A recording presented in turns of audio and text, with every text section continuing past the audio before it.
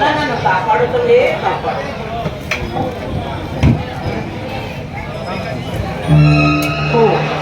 ನಮ್ಮ ಗುರುಗಳು ಹೇಳಿದಂತೆ ಈ ನದಿಯ ತೀರದಲ್ಲಿ ಸ್ನಾನ ಸಮಿತಿಯನ್ನು ಮಾಡಿಕೊಂಡು ಅನಂತರ ಹಲಬುರ್ಜಿಯಾಪುರಕ್ಕೆ ಹೋಗಬೇಕು.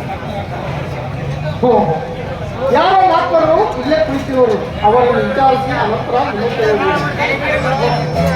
ಯಾರೋ ಈ ನದಿ ತೀರಕ್ಕೆ ಹತ್ತಿರ ಹೋಗಿ ನಾವು ಯಾರು ಈ ನದಿ ತೀರಕ್ಕೆ ಬಂದು ಅಲ್ಲ, ನನ್ನ ನಾಮಾಂಕಿತವನ್ನು ಗಣನಿಸಿದ ಪಾದಿಯನ್ನು ಕರೆಯುವರು. ನನ್ನ ಗುರುಗಳಾದ ಶ್ರೀ ದೈವದವರು ಮುಂದೆ